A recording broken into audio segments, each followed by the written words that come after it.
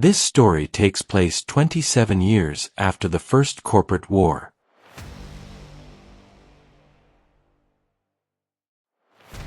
The Nest by Sean Carrière. Chapter 30. After scanning as far down range as he could see, testing the scope of his rifle to its grainy limits, Slick decided to look around the more immediate area. First, the sniper panned his rifle to his right, slowly sweeping the illuminated crosshairs over the flat roofs of the buildings across the street. These buildings were no taller than 3 stories, so Slick was able to see the narrow faux stone townhouses across the parallel street just beyond.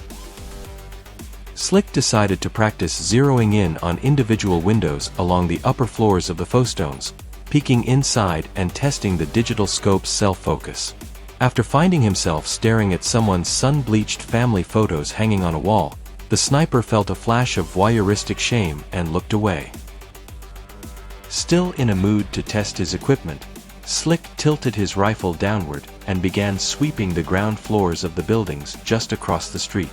The stores, shops and eateries across from the bank were very clever in their design, with entrances facing both this street as well as the parallel street on the other side. A real shopper's paradise, the sniper thought to himself as he moved the crosshairs from one business over to the next, waiting a quarter second each time as his digital scope self-focused. Hair salon, wine bar, dispensary. Slick listed to himself as he scanned each front door until he got to the gaping entrance of a covered alleyway. A quarter of a second later, the scope self-focused enough for Slick to spot movement within the alley. Wait, movement? Slick was just about to sweep onto the next front door when he saw it peeking out from behind a trash can within the covered alleyway. What the hell? Slick heard himself asking in the back of his mind. He couldn't believe what he was looking at, but there it was. A twitching nose at the end of a sharpened head, a head that sported large hairless ears and big black eyes. The nose ceased twitching as the head pushed forward, carried on a long, slender body of a creature cautiously emerging from its hiding place. No way, thought Slick. Danny Blue wasn't lying. The sniper was looking at a rat. Not just any rat, a big fucking rat with big fucking teeth. The varmint had to be the size of a raccoon, but with a much slimmer body, longer legs and a long, snake-like tail. As Slick stared at the image projected on his head-up display, he noticed the creature's fur existed only in small patches, as most of its body was covered in a mix of scabs and open sores. How could anything survive out here? Slick asked himself as he continued to stare at his helmet's head-up display. The rat across the street from the bank stepped a little further out from the covered alleyway and onto the sidewalk. It tilted its head back and opened its mouth as if to taste the air. After a few seconds, the vile little beast lowered its head slightly and stared straight into the scope of Slick's rifle. The rat's big, lifeless eyes appeared to gaze directly into Slick's eyes via the head-up display inside his helmet.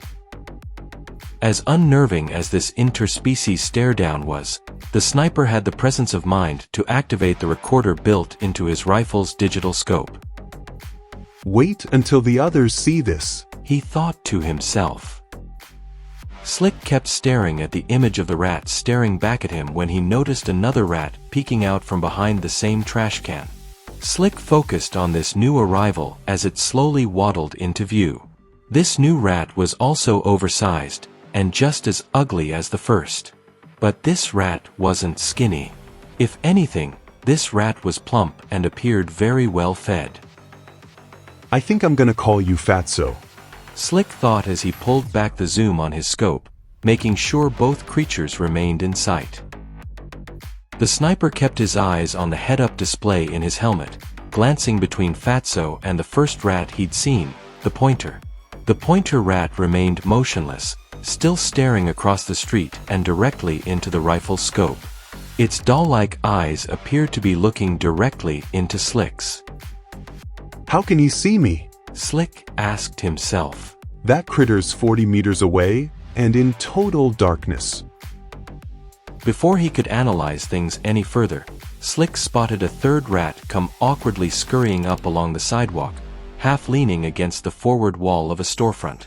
The sniper then noticed this rat was missing a front leg, forcing it to hobble more than scurry. Let's call you Pegleg, Slick thought before refocusing on the pointer rat. Two more rats had appeared from somewhere behind the pointer, and they were sitting side by side at the mouth of the covered alleyway. These two rats sat very closely, pressed up against each other tight. Slick looked more carefully, and saw this was one rat with two heads. Before the sniper could give these conjoined rodents clever nicknames, he spotted several more rats emerging from the alley as well as scurrying up from along both ends of the sidewalk across the street. All of these new rats were as big as raccoons, covered in sores and deformed in some way.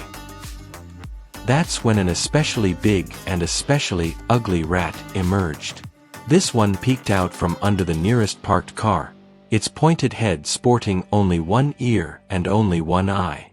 Over half the creature's face was scar tissue, scars that looked like bite marks. I think I'll call you Scarface, Slick thought. Scarface was the biggest rat to appear so far. He was at least 1.5 the length of Fatso, but with a scrawny, death-warmed over body. Slick could make out Scarface's ribcage behind a thin skin consisting of odd fur patches among scar tissue and open sores. The ugly thing was even missing its tail. Scarface stepped slowly toward the pointer rat who still sat motionless along the edge of the sidewalk, staring across the street. Scarface leaned in closer, as if to smell the pointer rat. The pointer rat didn't seem to notice Scarface and remained perfectly still. Without warning, Scarface clamped his jaws around the pointer rat's neck, picked up the much smaller creature and slammed it down hard onto the concrete sidewalk. The pointer rat never stood a chance, its neck broken as easily as a lover's promise. Then, Scarface drove his sharpened snout and hungry jaws down into the pointer rat's exposed belly. A second later, Scarface's head came back up with his victim's innards dangling from between his large, crimson teeth. Scarface's head dropped like a pickaxe back down into the pointer's belly, jagged fangs tearing up the smaller rat's insides. The whole time, the victim's legs kicked out sporadically like it was responding to pain it couldn't possibly feel at this point. Not if a merciful God existed anyway.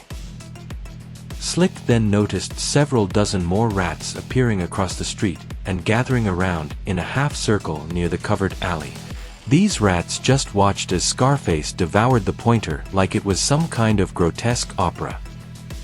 These things eat their own? Slick thought to himself, unwilling to believe his own eyes.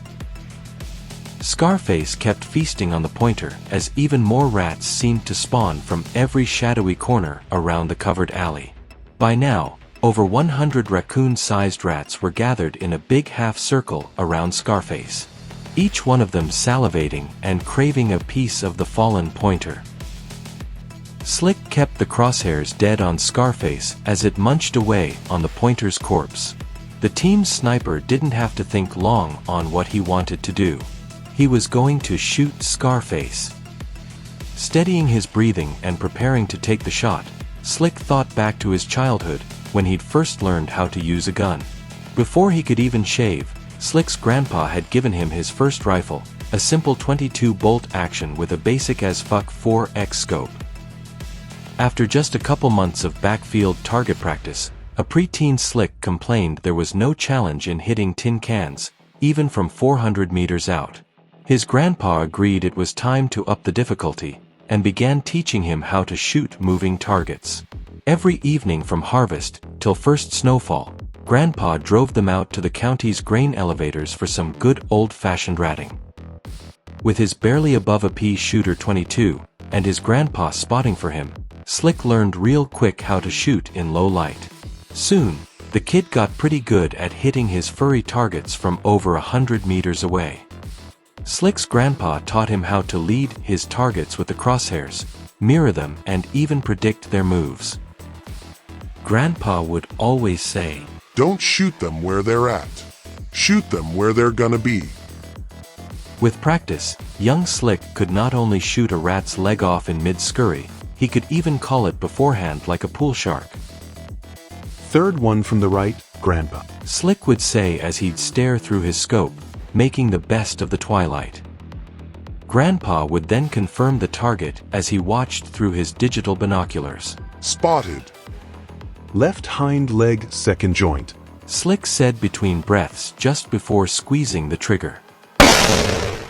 A second later, the target rat would tumble forward and do a twisty somersault as the lower half of its left back leg was severed. The rat's companions would scatter in all directions, leaving their friend to lay there crippled and bleeding. Came the headshot, decapitating the critter and ending its suffering. Slick's grandpa was a lifelong hunter, and he'd taught his grandson never to shoot an animal just for the sake of shooting it. However, rats were nothing more than disease-spreading parasites with fur. Rats didn't deserve the courtesy. The sniper came back to the present as he stared at the image projected in a small square within his helmet's visor. The feed from his rifle scope was crystal clear, and the crosshairs were still right on Scarface.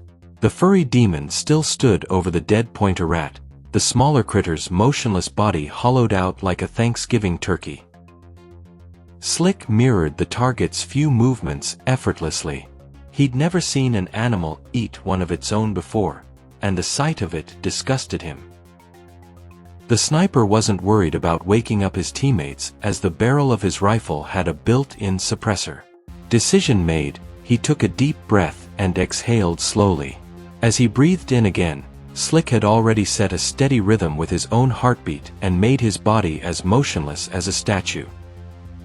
He rested his forefinger onto the trigger. Now he just had to squeeze. It all happened so slowly, so gradually, Slick had almost missed it. Just beyond Scarface, the half-circle made up of hundreds of rats began to part down the middle. That's when he saw him. It was the biggest rat of them all, this one the size of a greyhound dog. The countless rats who'd gathered to witness Scarface devour the pointer were now stepping aside and creating a path for this king rat. As the king rat walked up the narrow path, it silently opened its jaws to display large teeth, jagged and sharpened over a lifetime of chewing through bones. Scarface was still gobbling up the pointer rat, and it took him a moment to sense the much larger king rat. When he did, Scarface raised his head slightly and gnarled his big, blood-soaked teeth. He was refusing to back down and surrender his meal. Slick eased his finger off the trigger as he watched the drama unfold across the street from him. Scarface was shifting his weight to his hind legs in preparation of lunging at the king rat, much like a drunk cocking his fist back before throwing the first punch in a bar fight. Only Scarface never got the chance to follow through. Quick as lightning, the king rat lunged first.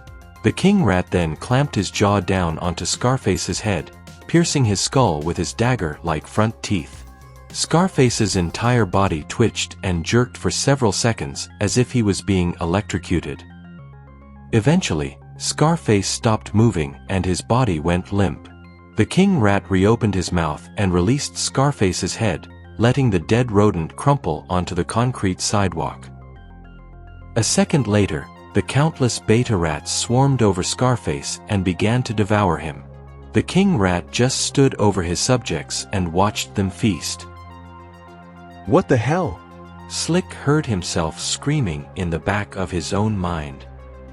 In his brief time as a bounty hunter, Slick had come across some truly evil men. The sharpshooter had stared through the scopes of his many rifles at all manner of varmint, from army deserters to war criminals, from roadjackers to trail pirates, all the way to kidnappers, serial killers and sexual sadists. Bad as these men were, none had ever scared Slick. But he was scared of what he was looking at now. He was scared because he knew these creatures were pure evil. These weren't the evolutionary product of a toxic environment just trying to survive. These furry demons were unnatural and shouldn't exist. Slick took another deep breath to steady himself before lining the illuminated crosshairs up with the king rat's grinning face. The sniper then rested his forefinger back onto the trigger and prepared to squeeze. The king rat stopped staring at Slick and quickly pivoted its body to its right before sprinting at incredible speed along the sidewalk. The hundreds of beta rats all remained near the mouth of the alleyway, covering the sidewalk like a living carpet made of fur, open sores and scar tissue. Slick adjusted his body weight slightly and pushed his arms out a bit further in order to keep his rifle pointed over the edge of the bank's roof. He was soon able to reacquire his target as it ran up the sidewalk. The king rat was about to pass the front of a scented candle store 50 meters up, and the crosshairs were just ahead of the big, ugly bastard. Don't shoot them where they're at.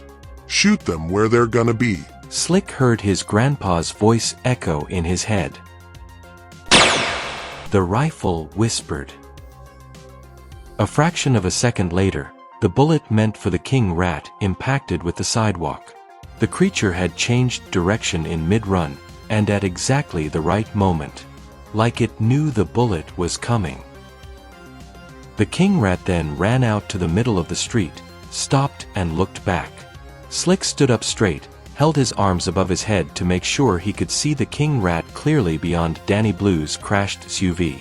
To Slick's surprise, the king rat was staring right back at him, grinning just like it had done before. The rifle whispered a second time.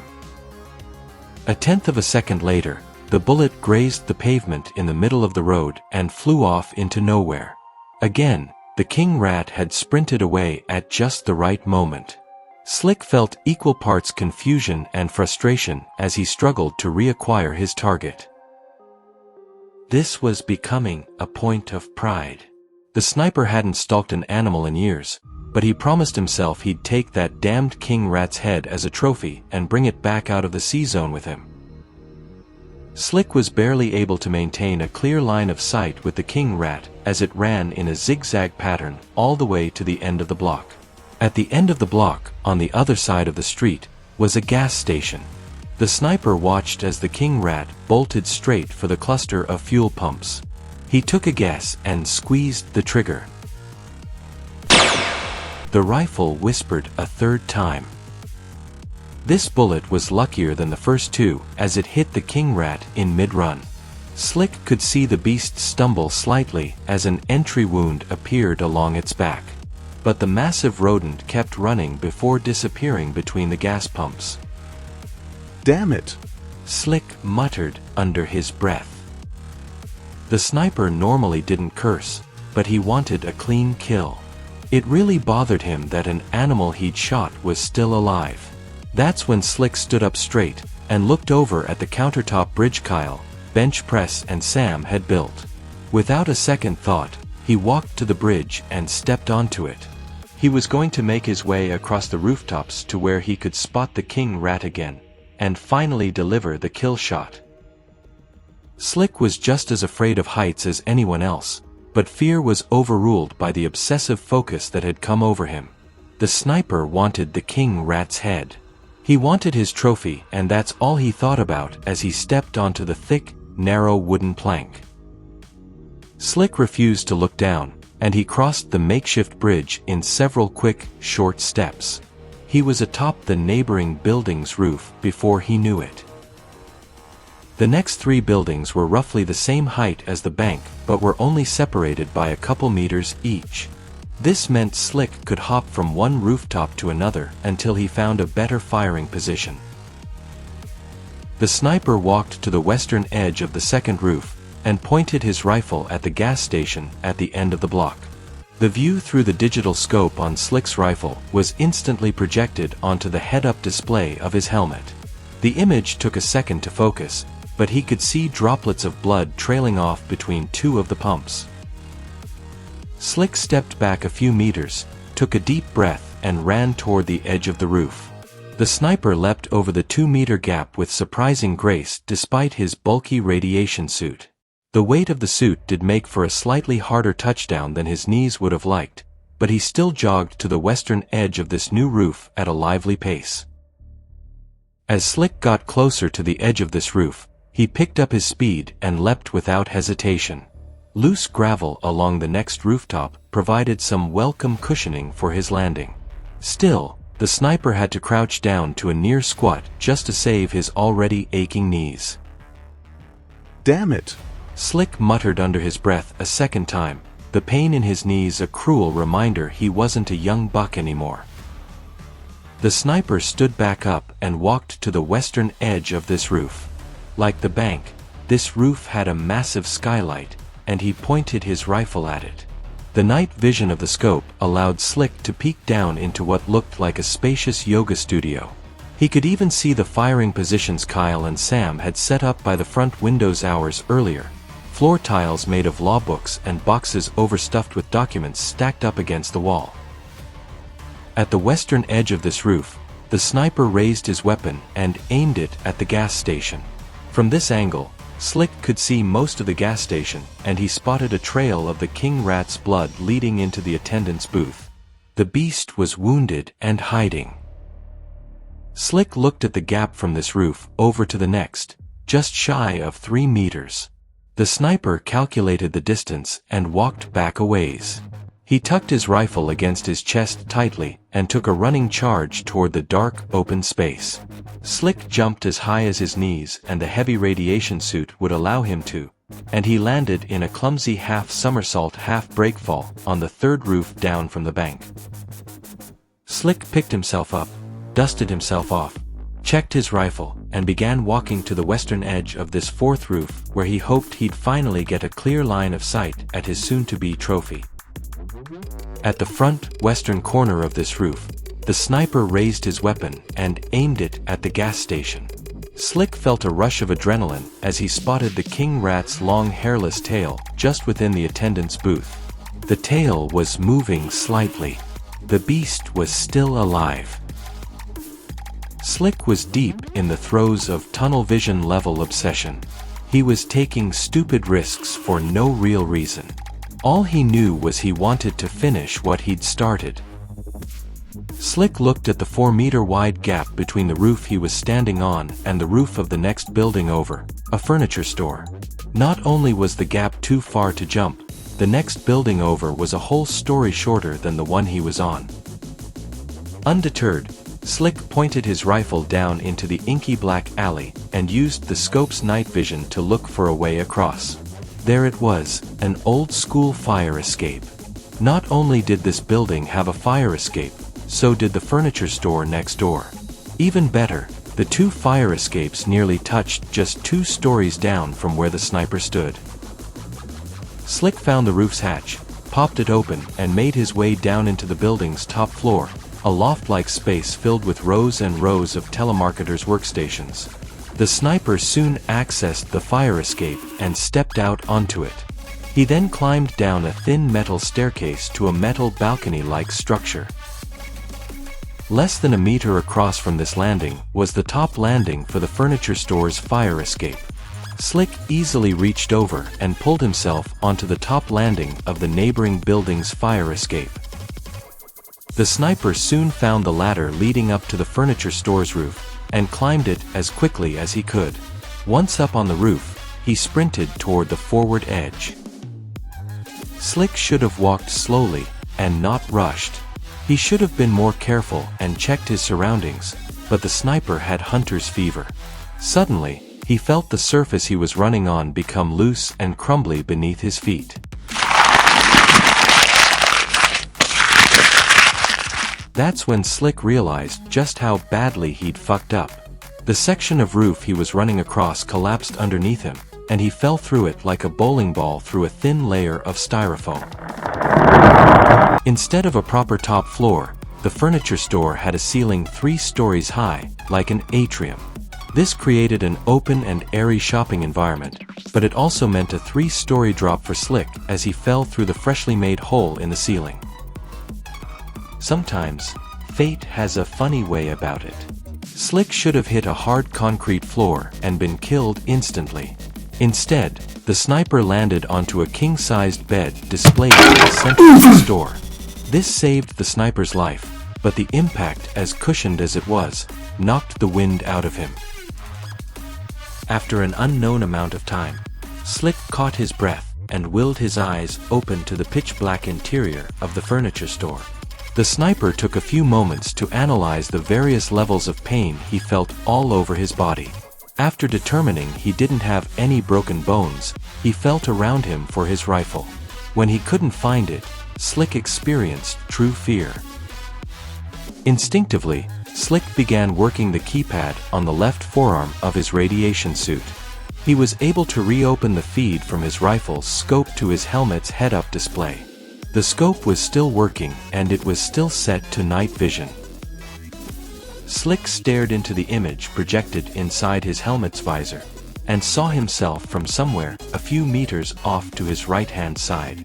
The rifle had landed onto a neighboring bed and was pointed directly back at its owner. As the sniper stared back at himself, he couldn't help but think the whole thing felt like an out-of-body experience. Slick watched the feed from his rifle scope as he slowly began to sit up.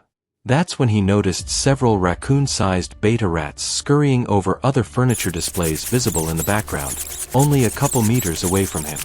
The sniper then noticed several dozen more rats circling the bed where he lay, with their pointed heads bopping up every few seconds, and their noses twitching to read the air. These furry monsters looked like sharks when blood was in the water. Slick sat up completely straight and looked over to where he judged his rifle to be. The sniper took a series of short, quick breaths to both steady his nerves and prep himself to dash for his rifle. Keeping his eyes on the scope's feed projected to his head-up display, he calculated the distance to his weapon and adjusted his weight in anticipation of jumping off the bed. Slick never made it. Before he could even swing his legs over, dozens of beta rats were already leaping up onto the bed. With their claws and fangs, the beta rats attached themselves to the sniper's arms and legs, clinging like burrs to the thick material of his radiation suit. Each rat had to weigh at least 12 to 15 pounds, and there were 6 of them on each of Slick's limbs. Struggle as he might, the rats had the sniper pinned down and completely immobilized.